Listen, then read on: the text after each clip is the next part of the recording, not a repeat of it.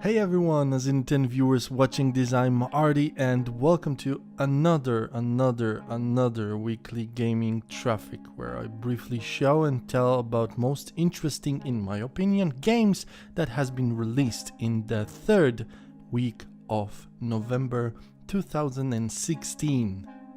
You know what's with most, if not all, free-to-play MMORPGs?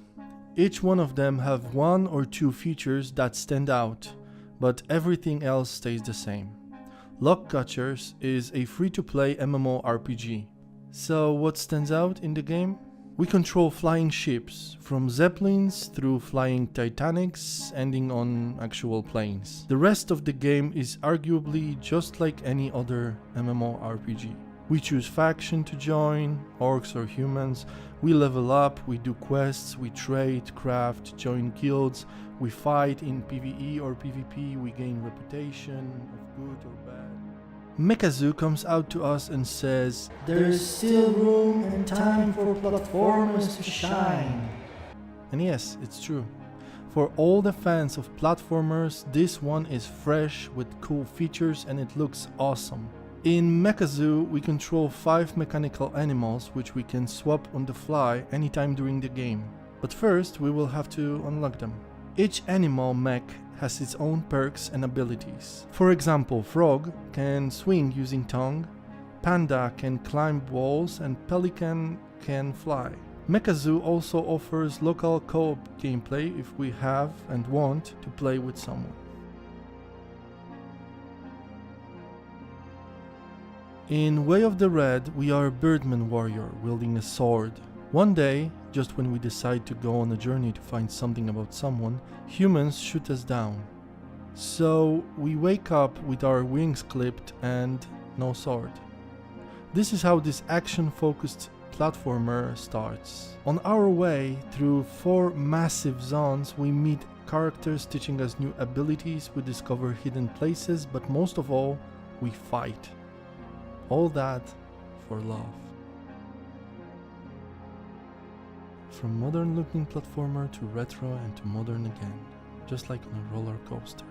Renoir is a puzzle solving focused story driven platformer / side scroller in atmosphere of narrative detective stories from 40s. Everything starts when we die, trying to solve a case. We wake up not as a man but as a ghost.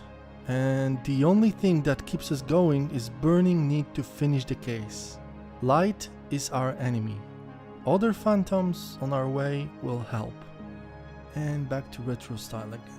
Wait, we had combat focused, puzzle solving focused, and even the ocean is defense and balance focused platformer. What we do here is defend ourselves with a shield from lasers of different energies. Instead of health bar, we get sort of energy balance bar. If our character is charged with too much of either light or dark energy, then game over. Even the ocean is also an adventure platformer.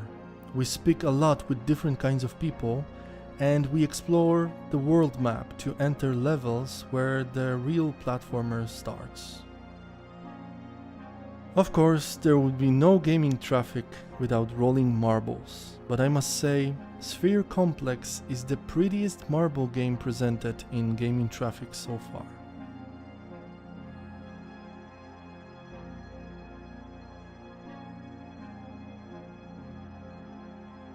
Handball 17 has been released and it is what it is. It's a handball game with all the players and official teams of 2017 season. Single match, career, season modes in single or multiplayer.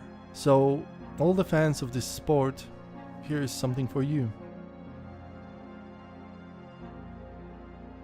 It is time for big decisions and costly changes in this ultimate basketball managing game.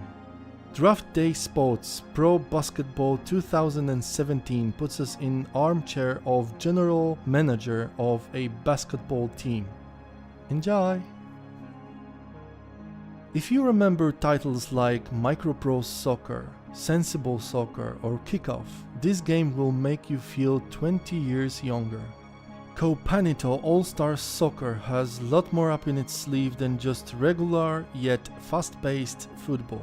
First thing is bullet time before shot and defense. The action slows down to let you aim or defend better. Next thing are super moves like freezing your opponent literally, teleporting, or super kick, letting us control the ball as it flies to the goal, throwing away players on the way, including goalkeeper. And the cherry on top feature is online multiplayer with completely customizable matches and even up to 5 versus 5 players on the field. Other than that, 17 tournaments, 7 stadiums, and over 100 national teams from all over the world.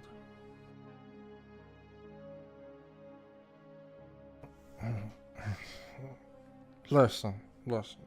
If you like to gather herbs and make potions, who am I to judge, right? The Herbalist lets you do that.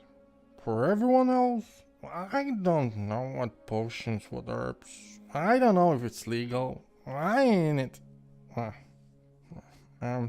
They say the game is relaxing. So, I don't know. I'm only saying this game has been released and give me that green potion for Gwen to, you know. Silence is a work of art adventure with little bit of point and click gameplay. I say that because it's one of those cases when the game is on the edge of being interactive story and where the gameplay is just a little excuse to see what will happen next. Puzzles in the game are easy to figure, and if not, there is an option to highlight all the interactive items in the current location, which keeps annoyance away. Silence is stunning. The visuals scream to us with its beauty, and the story is heart-touching, but linear. All the puzzle maniacs and enthusiasts should check this game out. Dreamcage Escape is a search and click game with tons of puzzles to solve through 15 levels on the way to freedom. The art style is fantastic, very climatic I would say, but the animations are next to none. But it's not about the animations, it's about thinking, and this game offers a lot of things to think about. How about being an engineer?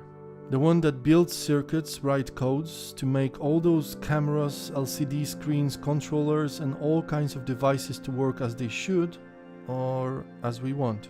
SHENZHEN input-output comes with over 30 pages manual including original datasheets, reference guides and technical diagrams. The gameplay is presented in a form of puzzle to solve with simple yet creating a nice feel visuals. Mr. Shadow is a point-and-click adventure with typical for adventure game puzzles. The game closes us up in some crazy dream and we have no choice, we gotta move on. Mr. Shadow is awesomely climatic and the price tag is not that scary, luckily.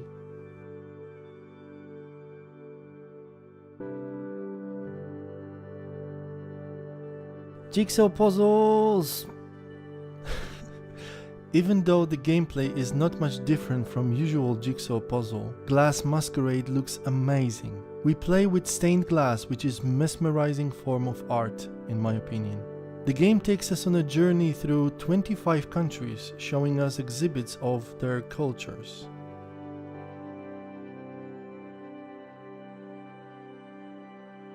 ICEY is a solid side-scroller action game kept in cyberpunk-ish theme.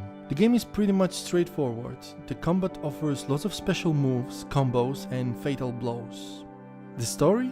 Let's say it puts us under question mark of the immortal question, why? Why?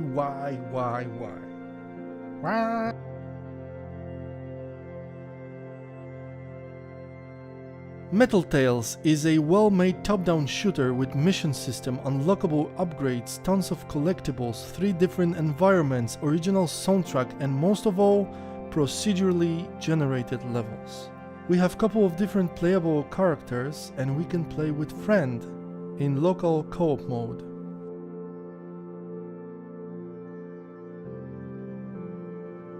Ass Commandos is a stealth game where you have to be careful. No, I'm joking. The game is all about destruction and shooting everything regardless if it moves or not. Lots of guns, starting from machine guns, grenades, through flamethrowers and rocket launchers. On our way, we free our brothers in arms to help us ram through blockades of enemies.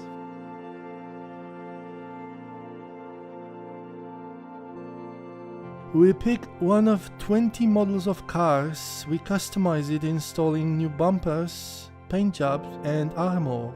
We put a heavy weapon on it and we drive it shooting zombies and other cars. In 2 modes, deathmatch or deathmatch. And this is what Metal Carnage is all about. And a bomb to wrap up shooters released this week, Killing Floor 2. And the 2 in the title doesn't mean it's a continuation. In this case, it means we get pretty much the same game but bigger, better and more. The game definitely looks better. It's still multiplayer first-person shooter where we kill waves of monsters. We get 10 classes to choose from and each class provides us with different skills. The game is a little grindy, but in online gaming world it's pretty normal and you should know it by now. We face hordes of enemies in 6 players co-op, but if we really want to, we can play solo. There's also versus mode to play in Team Humans or Team Zombies. The game looks awfully good, definitely worth checking out for all the shooter lovers. Ghostlords is a turn-based combat RPG in post-apocalyptic world. We build our own team of ghosts, and to do it, we have to first catch some ghosts. Of course, different ghosts have different strengths and weaknesses, so yeah, catch them all, if you want to.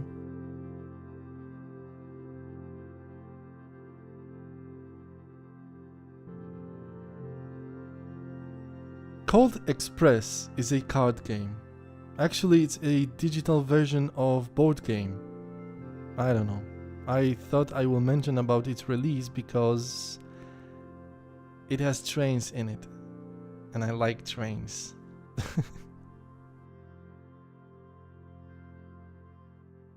Couple of games worth mentioning before this week's double dessert. First one is Icarus 1. Icarus.1. It's a first-person sci-fi thriller. We are literally on our own, finding about what happened and what's going on as we play.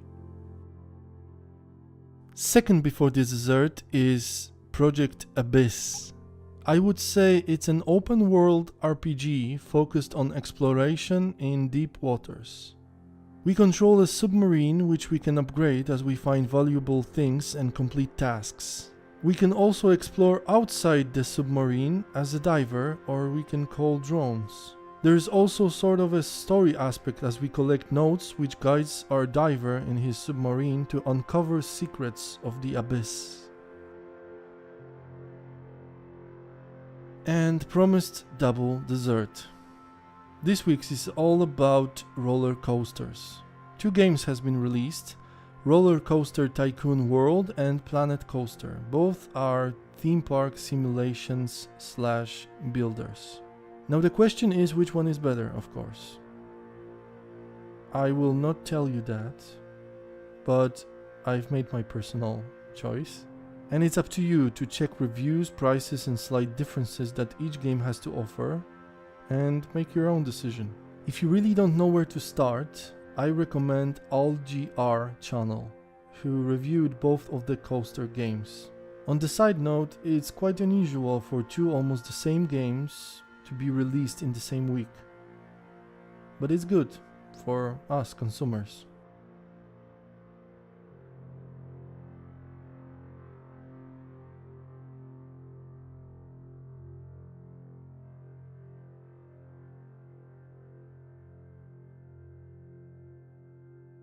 And that's it.